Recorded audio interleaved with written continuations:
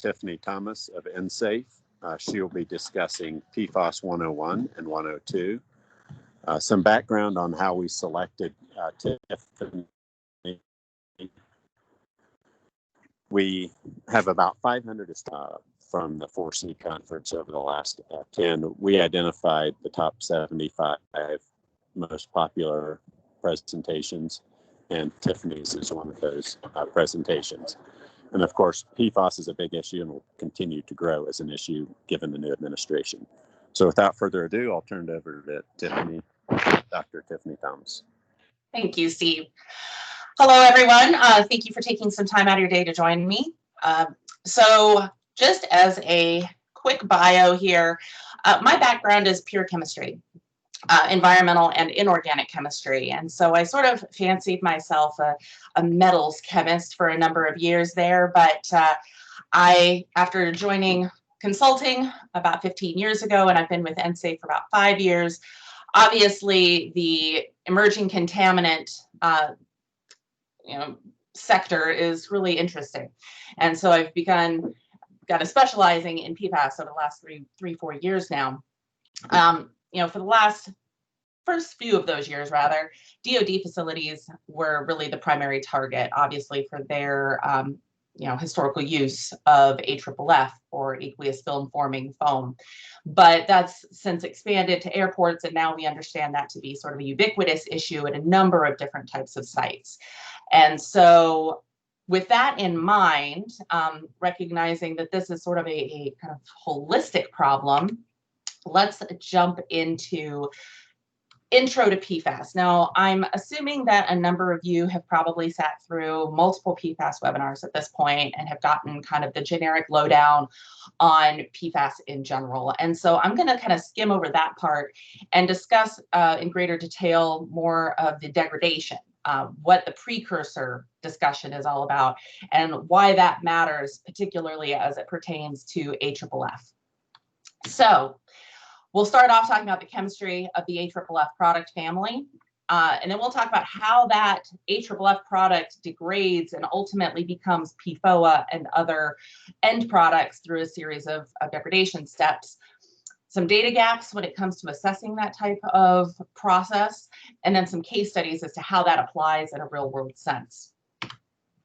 So I'm sure there's a likelihood you've seen this graphic or something similar. Obviously PFAS stands for per and polyfluorinated alkyl substances.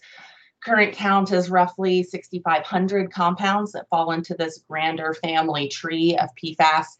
And again, this kind of came to more of a forefront in the environmental sector when it was an issue with aqueous film forming foam, or AFFF. But there is, in addition, multitudes of commercial uses. So for AFFF, we're looking really at just two branches of this family tree. So we're looking at the sulfonic acids, the PFSAs, which is that blue box on the graphic. And then we're also considering the fluorotelomere-based substances, that red branch of the tree. Now, the chemicals that are specifically listed here are by no means comprehensive. They're just a little bit of an example of what the case studies or the publications had focused on as of 2017, but that count is considerably different and higher, over the last 3.5 years or so. So we know about AFFF, obviously, as I mentioned, but we also understand that PFAS is in a multitude of commercial products. And some of these are also of particular interest to the oil and gas sector, as well as other industrial type operations. So things that might be overlooked, but should also be considered, things like polishes, waxes, even latex and marine paints. So any marine facility that's using a paint product might also have a PFAS issue. Hydraulic fluids, again, that is something that may not be particularly intuitive, but is certainly historically a use for PFAS. The one I found most interesting was this chemically driven oil production. My understanding is PFAS had been used as an injection chemical to help facilitate the crude oil removal from the formation, and coatings on oil field equipment. I'm sorry? Oh, I'm sorry, I just heard myself in an echo. as well as pesticides and herbicides and other insecticides that might be applied at large facilities for pest control. So we're talking about fate and transport here, and these are all points you probably have heard before, but we're talking about highly soluble and mobile compounds, particularly the shorter chain, shorter numbers of carbons. They have a very persistent type of chemistry. They're very stable, and the half-lives are something on the order of about 40 years in most cases. They typically have low vapor pressures and Henry's law constants, meaning they like to stay in solution. However, they can be mobilized in atmospheric processes. So there is a caveat to that. We know that they don't generally absorb very well to soil. Now, these are broad generalizations, just to be clear that there are exceptions to every rule, but this is just general behaviors. As I mentioned, we can have atmospheric distribution, particularly from incinerations or impartial combustion. And then because the AFFF had mixtures of various PFAS compounds, the groundwater transport characteristics will vary. So it depends on the type of the type of PFAS we're looking at as to what type of true fate transport mobility we're considering. So just be forewarned, these generalizations are just that, generalizations. And for terminology purposes, just to reiterate here, we reference the tail and the head of these types of compounds. So the tail meaning the fluorinated carbon backbone, which is very unreactive, chemically speaking, versus the head. And that's where all of the interesting chemistry happens. And so that is, the head group is what differentiates the different types of PFAS and the different branches on that family tree. So let's look more at AFFF specifically. Now there's two buckets that we can sift AFFF into. The first of which is the AFFF generated by electrochemical fluorination, or ECF. Now this was the process pioneered by and used exclusively by 3M. This process generated both branched and linear structures, meaning that the backbone wasn't necessarily straight. But the tail of the compound was fully fluorinated, and it always had this sulfonate head group. So here's our example, PFAS. You can see that every carbon has fluorines. I'm highlighting the last two in that chain for a specific reason. And then the very end of it has that sulfonate reactive head group, well, somewhat reactive head group. By contrast, the fluorotelomerization-based AFFFs, which was all of the other manufacturers, non-3M products, that process generated strictly linear structures, so straight backbones, but the tails of those molecules were only partially fluorinated and, interestingly, always even numbered with variable head group chemistry. So just as a very simplified example, you'll see that there's a fluorinated backbone. The blue circle or the blue oval indicates two carbons that do not have fluorines, rather they're bonded to hydrogens. And that kind of gives a weakness in the structure where some chemistry can actually happen. So the concept of precursors is not new. Now, in the very first study that even mentioned precursors dates back to 1981. So we have in the literature a reference stating that there was biotransformation of a specific fluorotelmer, the 8-2, meaning 8 fluorinated carbon, 8 fluorinated carbons, 2 unfluorinated carbons, and the end of that was an OH. And this Hagen et al. Noted that it transformed to PFOA 30 odd years ago, actually nigh on 40, I'm sorry. Then we see nothing in the literature about degradation for almost 30 years. But in 2002, 3M submitted a study that confirmed FTOH products, the variable numbers of carbons in the chain, do in fact degrade. And the next year, a number of other research groups also published similar studies detecting PFAS in remote areas and suggesting that degradation was responsible. And then that snowball starts rolling. And so in 2004, we see some very focused studies on FTOH, but it really isn't until the early 2010s that we see studies that are specific to the AFFF family of chemicals. So this is academically speaking, still a pretty new area of research. But well, let's define this precursor idea a little bit more clearly. So the AFFF products that are the fluorotelmer type AFFF products, those are what we consider precursors. If the chain of the backbone is long enough, and by that I mean 8 carbons that are fluorinated or longer, so the nomenclature would be 8,2 or 10,2, that sort of thing, those are the PFOA precursors. So it goes through a series of degradation steps, and you ultimately get the daughter products were this different branch of the family tree. These are carboxylic acids.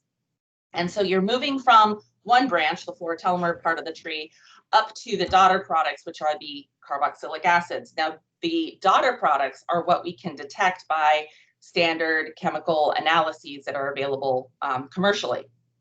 But the commercial analyses don't allow us to see the precursors. So that's key here as we move along. But you'll notice that arrow skips cleanly over the PFSAs, the sulfonic acids, the group that the 3M AFFF contained. So there's 2 very distinct buckets. There is the PFSA bucket associated with 3M products, which has no part of this degradation discussion. And there's the carboxylic acids and fluorotelmers, that's a separate bucket, and that is associated with the fluorotelmer-based AFFF products. The important thing here to take away is that regardless of the degradation process, we never mineralize or degrade completely outside of the PFAS family tree. It always remains a PFAS. It's just a different kind of PFAS. So there's some rules to this breakdown. So we know the fluorotelmers degrade, and we know they degrade through a series of steps. It's not just one step, fluorotelmer to carboxylic acid. It doesn't go AFFF to PFOA in one step. There's multiple steps in between. And the rate of that breakdown is highly dependent on the geochemical regime, the quality of the water quality of the site, how much dissolved oxygen, pH, temperature, all of those fun things. It dictates the kinetics of that breakdown.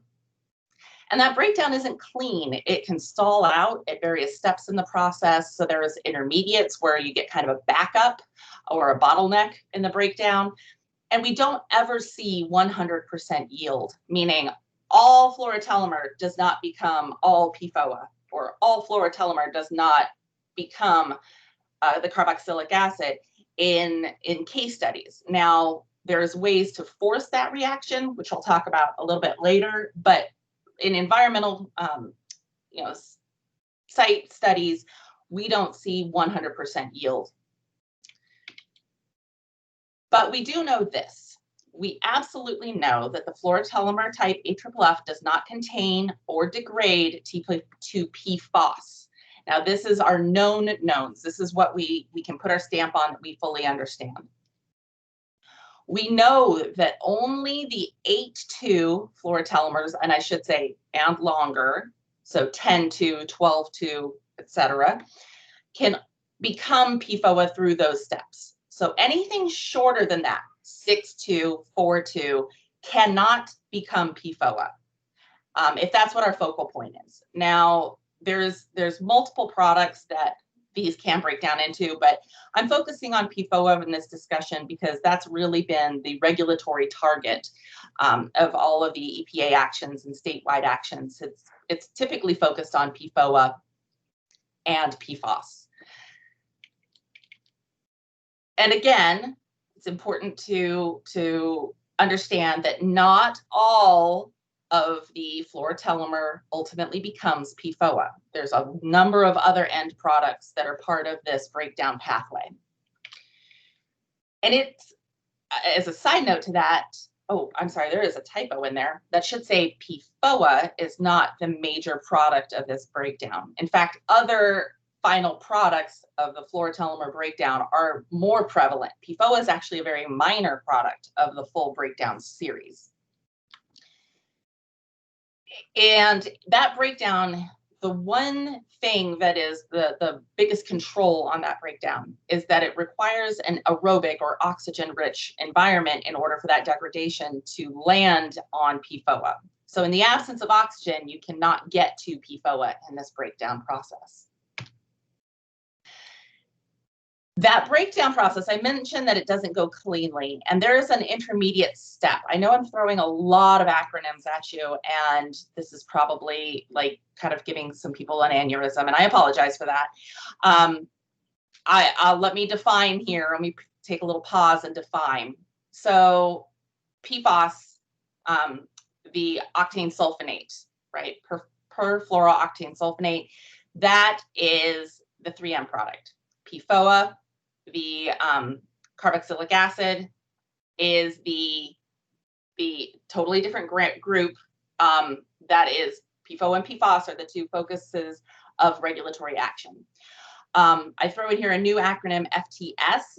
This is, I'm not going to go into the chemistry. It's fluorotelomere sulfonate. Short story is, it is a significant intermediate in the breakdown. So we go from fluorotelomere type AFFF through a few steps, but it kind of lands at a stable point that is the FTS, fluorotelomere sulfonate intermediate, and then a few more steps, and then PFOA and the other final products. So I note here that once that degradation starts, once it gets to that FTS intermediate, that's sort of the great equalizer. Even though you have unique starting materials, unique AFFF chemistries from the different manufacturers, there's evidence that suggests they all, in a few short steps, become this common intermediate FTS. And that sort of poses issues when it comes to our ability to do anything forensically. But just wanted to kind of take a pause there and note those issues.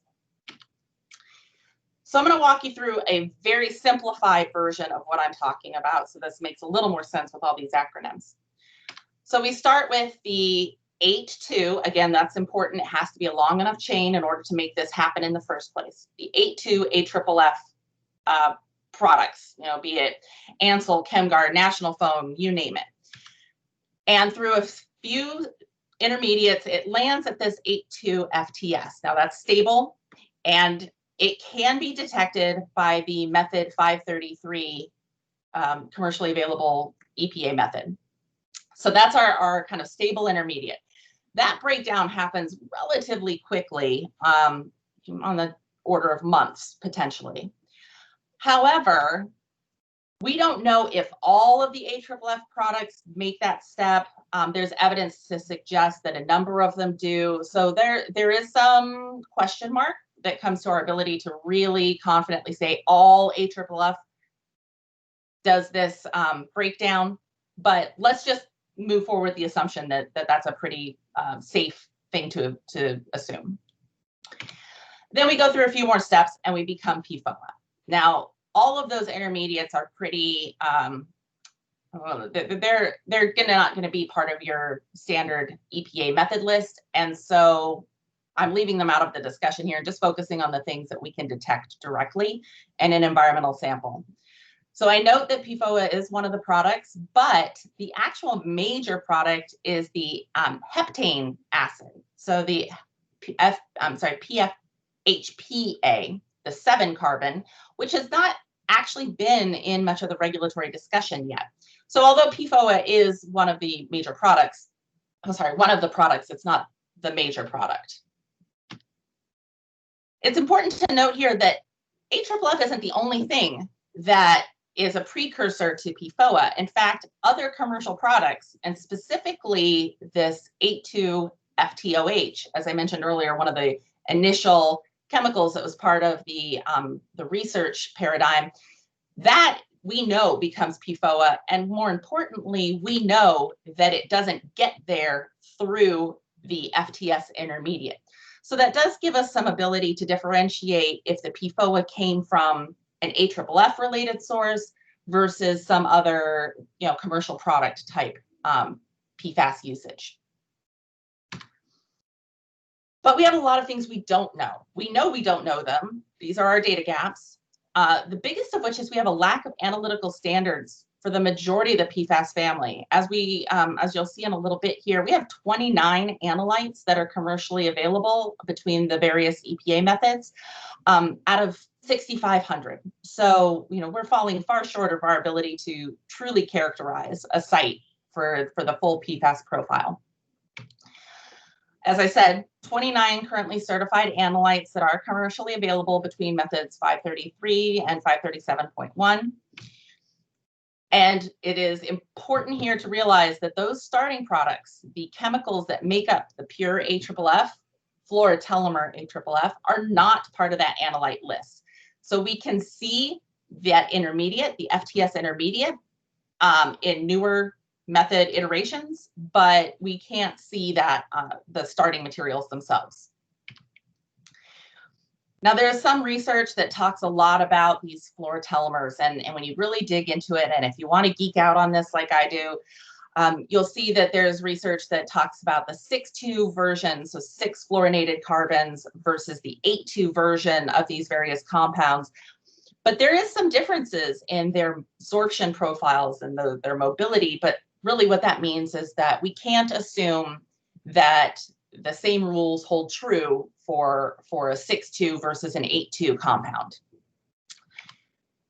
And we just simply don't have in the literature degradation studies for a lot of these 8,2 fluorotelmers. That's a very limited list. And so the only way to address this is to do additional academic research. So we know that the AFFF related PFAS comes from, your standard list of sites that you've all heard by now, I'm sure. Fire stations and airports, marine ports, anywhere there's bulk flammables that are stored. Obviously tank farms and refineries. So we're looking at emergency deployment and training purposes, typically in these cases. So we have a high concentration of the AFFF being deployed to deal with either an emergency issue or repeatedly at a training facility. And if we think about that kind of in isolation in a conceptual site model, that's a pretty easy thing to connect the dots between the release and your ultimate receptor, or the person drinking a contaminated water. So you have your release of the AFFF, be it an airport, refinery, etc. It either runs over the surface to a nearby surface water or infiltrates to groundwater, or both, where it's pulled in by a public water supply and distributed to residences. So that's easy. Those are 2 dots that doesn't take a whole lot to connect. Where this becomes very complicated is when we start factoring in these secondary sources, the private industrial sites that initially made the news in places like West Virginia and Ohio, industrial landfills, municipal landfills, and wastewater treatment facilities primarily.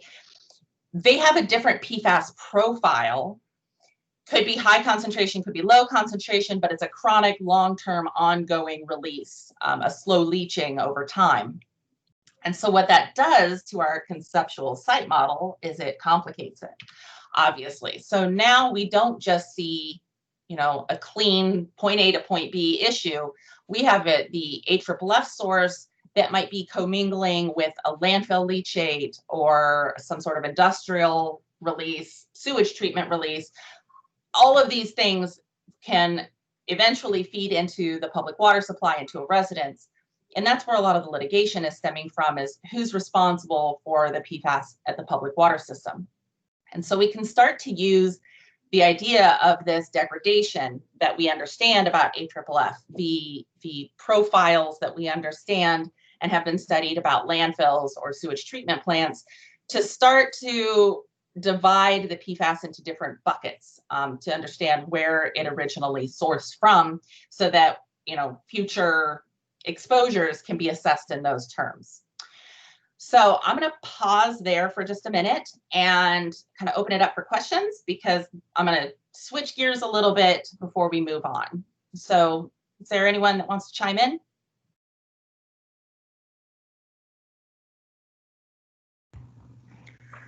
I would like to know, what are the common treatment methods to remove PFAS compounds from water supply? So right now we're very limited, and that is really none of them are fully degradation based. We can't they're not destructive technologies, let me say it that way. They're all absorption based. So we have granular activated carbon, and we have ion exchange resins that can be deployed at an actual public water supply or an in-well treatment in some cases. If we're talking about actual treatment of groundwater or soils, again, that's all absorption-based technologies, soil amendments or injections of various proprietary chemicals. So all of that is meant to retard or immobilize the PFAS as much as can be, but it doesn't destroy it. So depending on the state, those methods, those technologies might be acceptable. Some states are starting to differentiate between a true remedial technology versus an immobilization technology. So just something to bear in mind as you consider your options. But all options are at this point variations on the sequestration or absorption theme. Is there any advanced oxidation technique or supercritical water oxidation technique, at least in an academic research, that may have been found to be useful for this remediation? There are some studies that have been done in plasma treatment. Most of them involve high temperature or highly energetic reactions. But yeah, there is some of that. And in fact, I'd be happy to kind of share some references with you if you want to send me an email, and we can kind of delve into that a bit. Okay, thank you. And my only other question is, what are some of the analytical techniques? Because I understand that because the regulations call for such a low level, which may borderline at the non-detect level. So what techniques could be applied to identify the compounds? That's a great segue into my next section. So thank you for asking that. I'm going to cover that in the 102 second half of this, which if there's no other questions at the moment, I'll dive into this and we'll have plenty of time for questions at the end. So thank you for your question, and I'll answer that very quickly. So this next section is the PFAS for practitioners. And so this is kind of geared towards project managers, consultants, people who are suddenly faced with a PFAS project and really, recognize this is just not your typical ball of wax. So there's a couple of different points we're going to have to consider. Now, it's modifications on a typical sampling program, but things to be aware of and plan for. So the first of which being the method selection. What do we do in our pre-field planning, and how do we account for PFAS special needs when it comes to sampling considerations? How do we correctly report and analyze the data itself? And then how do we deal with IDW management as far as disposal options? So methods. Right now there are two and a half methods that are available, but note they are actually designed for drinking water purposes only. So the true methods, both 533 and 537.1, were designed and approved for drinking water only. So there is an overlap in that analyte list. Although the 533 has 25 analytes, the 537 has 18. There are some common analytes, but the total available count is 29.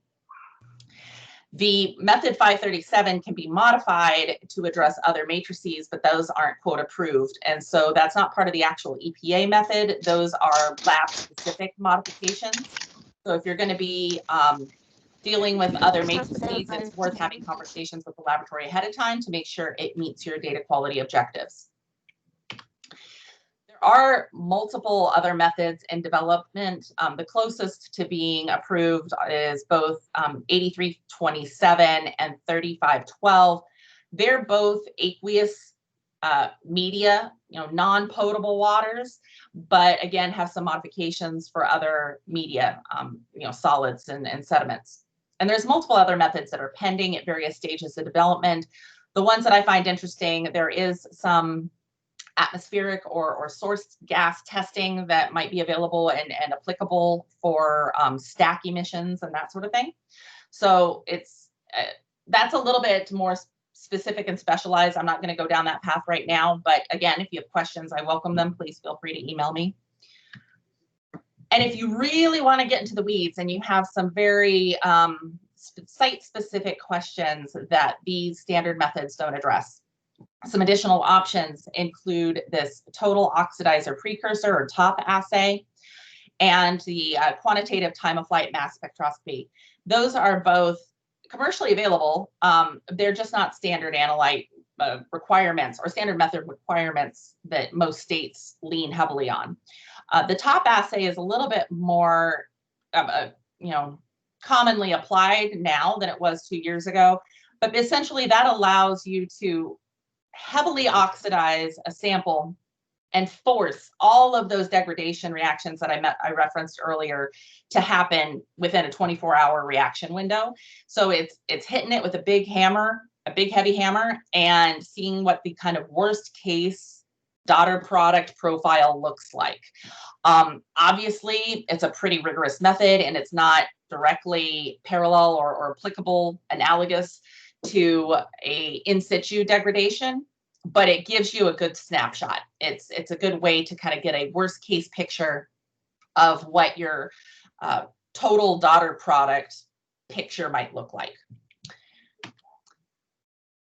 So those are your methods that you can choose from. Regardless of your method, it's important that you validate your data, and here's why. As I mentioned earlier, the ECF results in both branched and linear structures. The fluorotelomere process is only linear structure. So being able to differentiate between branched and linear gives us a lot of information about the type of chemical that was originally released. Even though it may change, it go from a precursor to a daughter product, that backbone, the tail of the molecule, remains unchanged. So if it started out branched, it stays branched. And that in that way, we can look specifically at what types of sources these various compounds may have originated.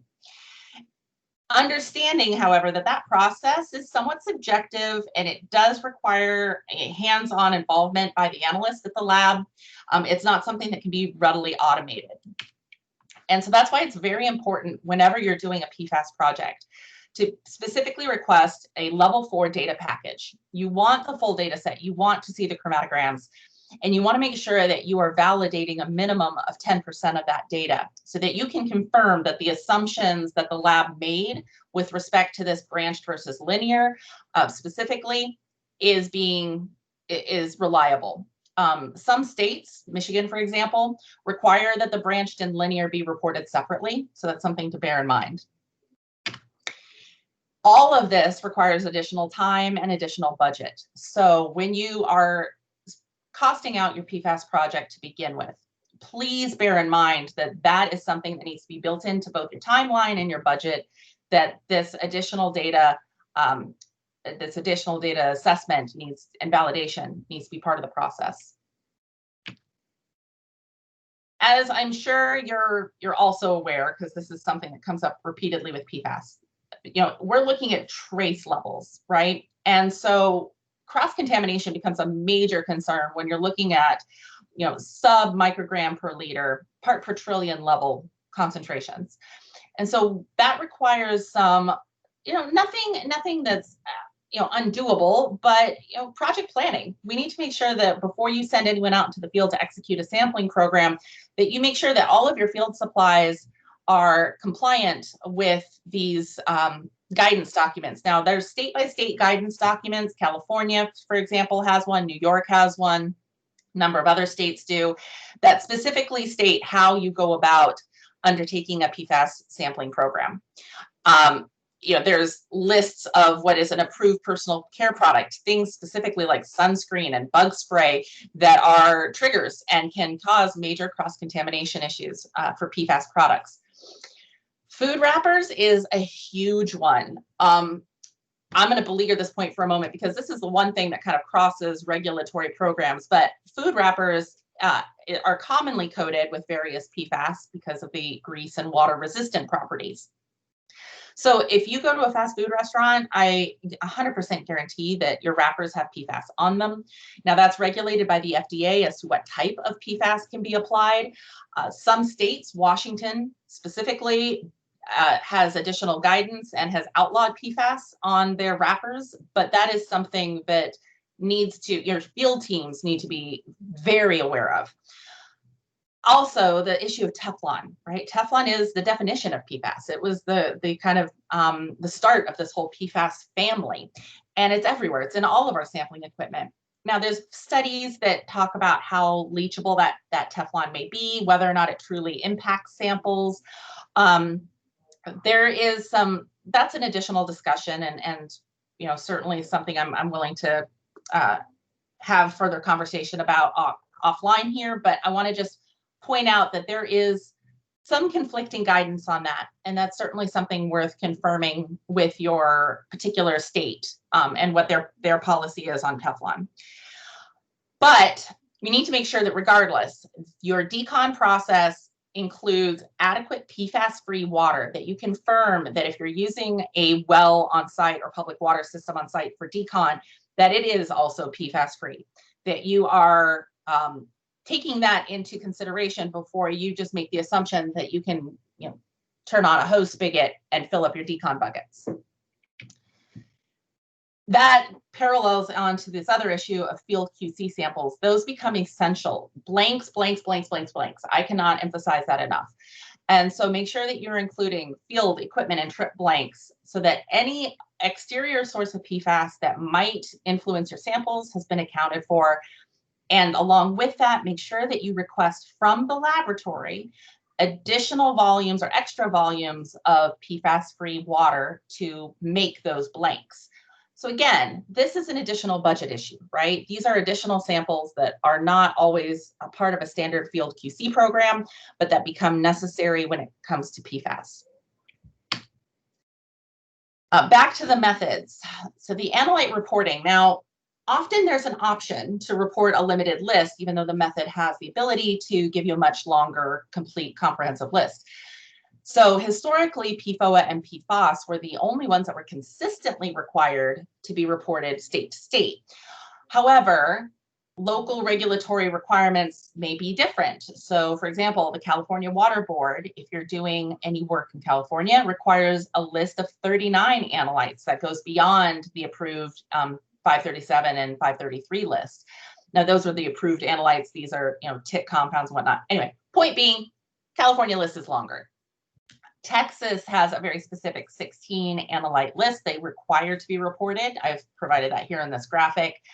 So make sure that even though your inclination may be, oh, I'm only being asked about PFOA and PFAS, or those are the only two hot button issues, make sure that you are reporting the list that's compliant with your state regulations.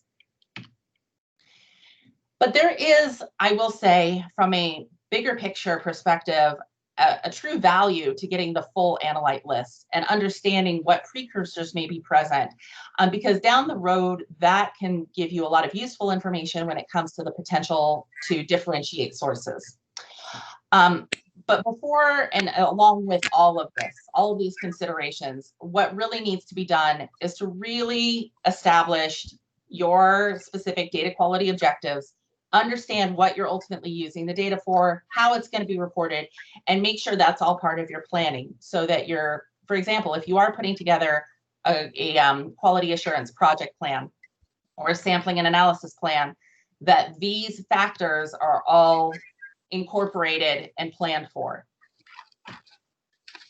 Because what we're going to do with this is apply it to a site eventually, right? We're going to interpret this data. And so along with that design, it's very helpful to have a thorough review of your site history, all of your SDSs, your operational processes, your purchasing records, any emergency response actions, and remembering that a lot of that is institutional knowledge. That's not necessarily something that's recorded for private property if there wasn't a fire department deployed, if it was handled on site. So you may be looking at interviews for longtime staff members to really get a comprehensive picture of where and how AFFF might have been dispersed. Because that's going to direct our sampling program, right? If we understand specifically where the AFFF was used, we can design the targeted sampling program more efficiently.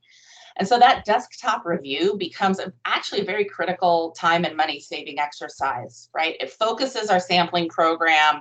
It provides a temporal framework of, oh, that was in the 80s and this was 5 years ago, sort of thing, so that we can have a better understanding of what PFAS may be present, how it was released, if it has degraded, all of those fate and transport considerations.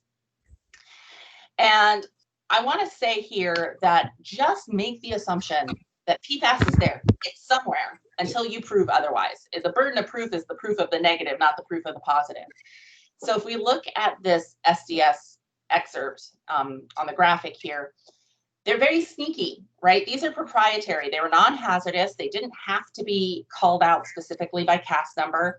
And so you'll see things like this, quote, proprietary fluorosurfactant, sometimes just surfactant, but that's kind of a keyword to keep an eye out for. And anytime you see fluoro, just red flag that as well. So make sure that you are being a little bit more open-minded when it comes to your SDS review, because it's not going to be called out very cleanly and obviously.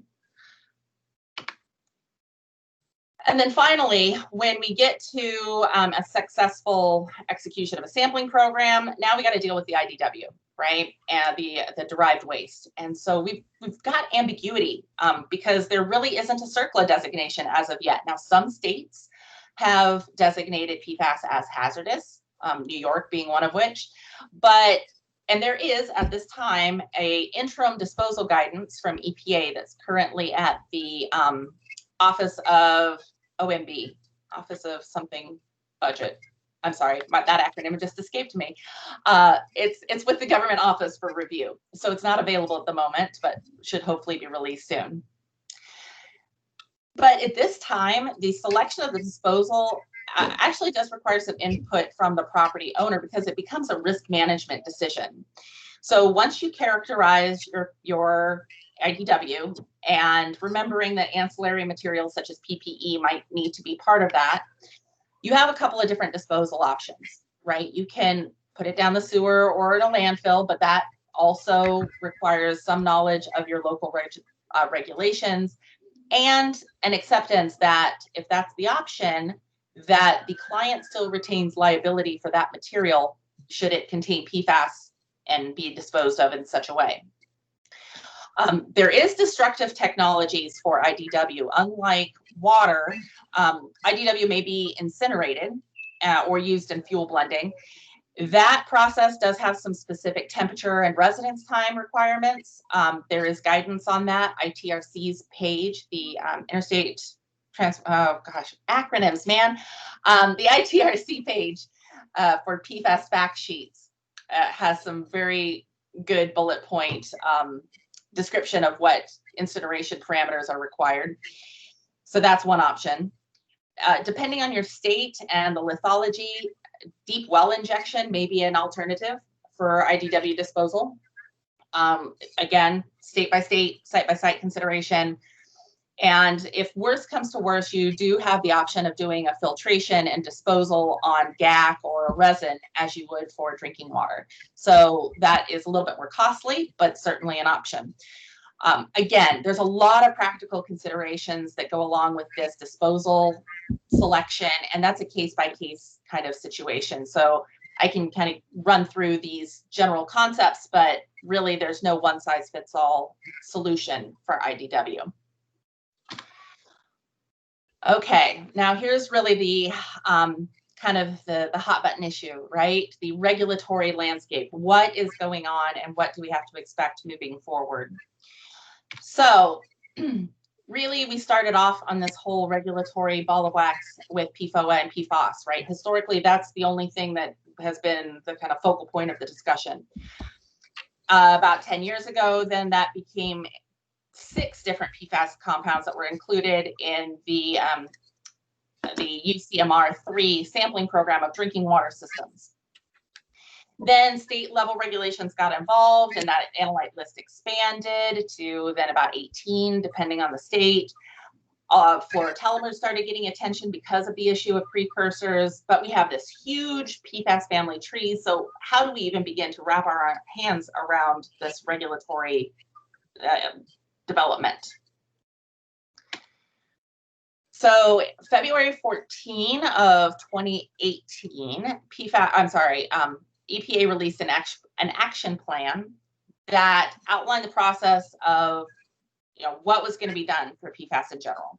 So there was a point to move forward with generating a maximum contaminant level for drinking water specific to PFOA and PFAS.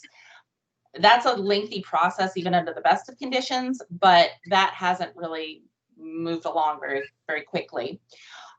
There was a goal to list or consider both PFOA and PFAS as CERCLA hazardous substances and develop groundwater cleanup levels accordingly.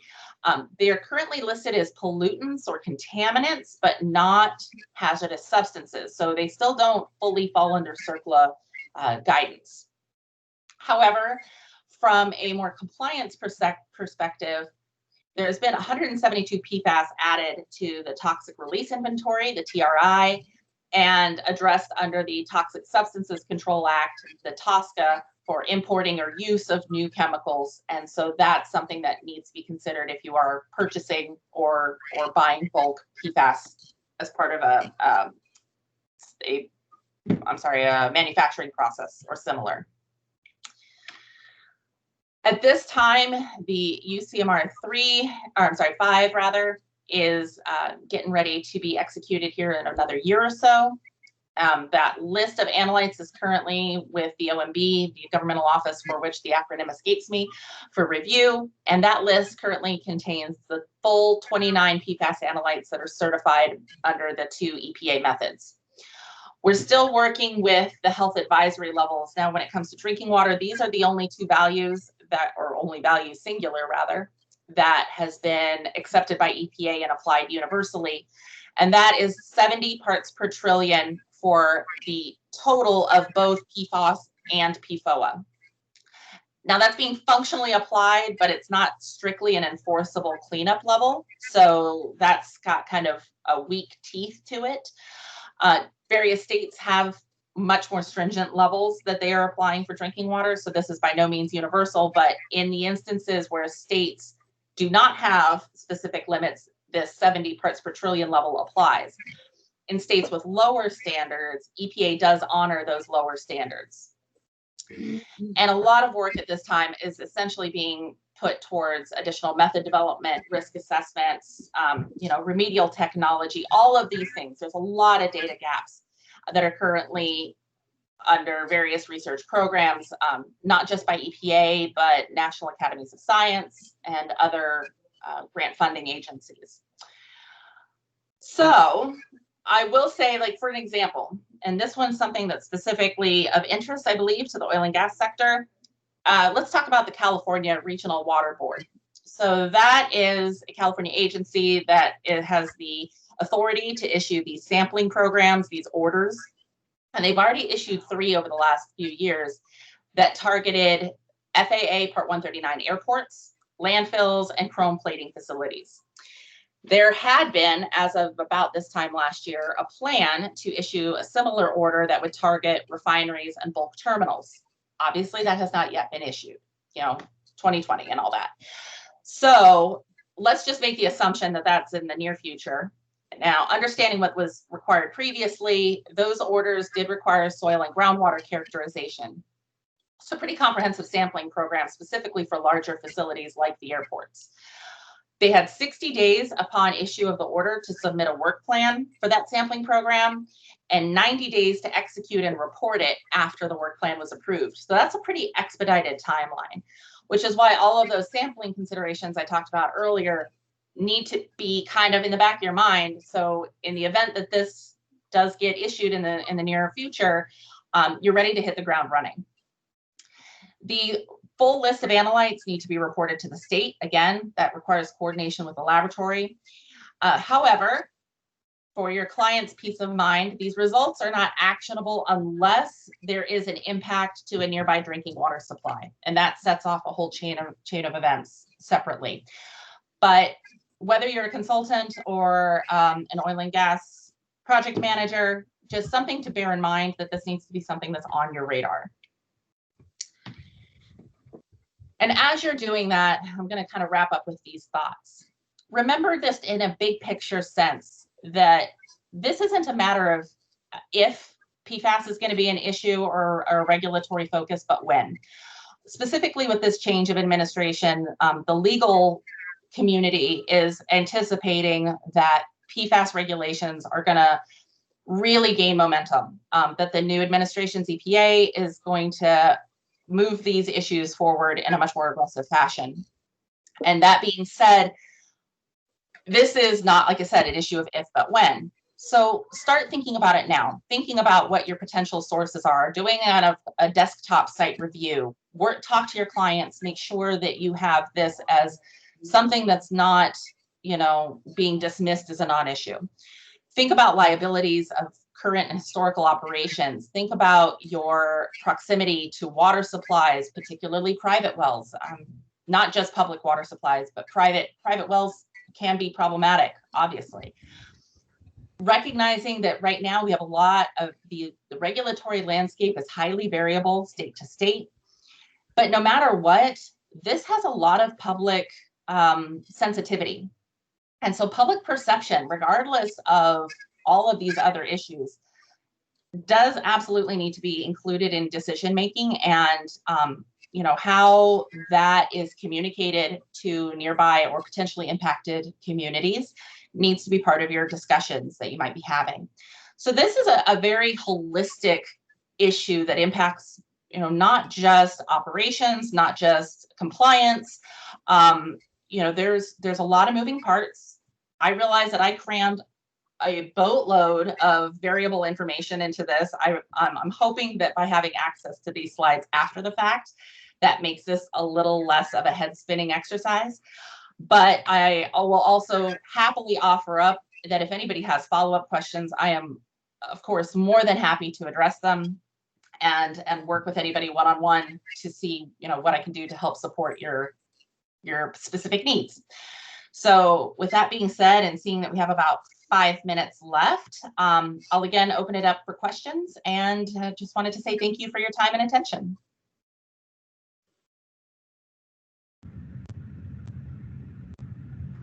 Hello, Dr. Thomas. I have a question. You mentioned IDW management. I missed the part what IDW stood for. Oh, I'm sorry. Investigation derived waste. So yeah, soil cuttings, decon water. And that's a good question. Or I want to bring up a point here. A lot of times we just assume decon water itself can be, dumped or poured down a drain or a stormwater system. Don't make those assumptions here. Make sure that you're being conservative when it comes to your IDW management. Thank you very much. Yeah, of course. Tiffany, it looks like we have a question in the chat. Sorry I missed the beginning of the session, so I apologize for the dumb question. Are there any air issues with PFAS, or is this only a water and soil concern? Oh, that's a good question, and I only kind of breezed over that earlier. So there is within this emerging issue, there's another emerging issue, which is the air releases. So there is a method development that is going to be, I believe it is certified. I'll have to double, I think it's validated. I don't think it's fully through the process yet, but to test for stack emissions. There is evidence that there are some PFAS that are more volatile than others.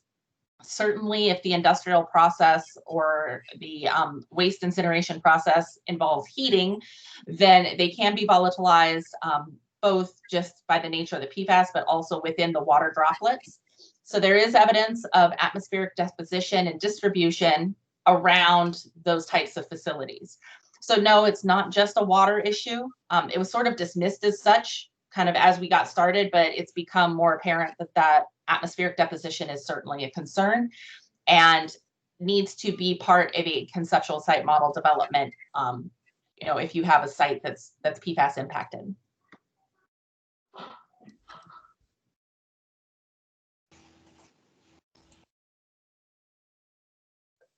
I will say, on that same note, we had a client whose property abutted another facility that we suspected worked with PFAS.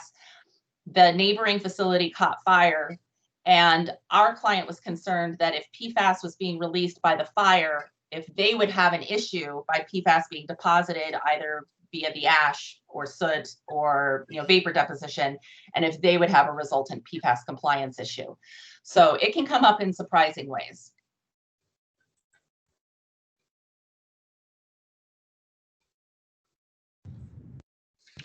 Okay, it's about 3 minutes till the top of the hour. I just want to mention that we're going to take this recording and post it on the 4C conference website, along with the PowerPoint presentation. You can see the contact information here for Dr. Tiffany Thomas and the www.ensafe.com for their website. If there's any other comments or before we close, is there anything else anybody would like to ask? Very good. Thank you very much, Tiffany. Yes, thank you all again for your time and attention, and good luck. Happy holidays. Thank you. Bye-bye. Bye-bye.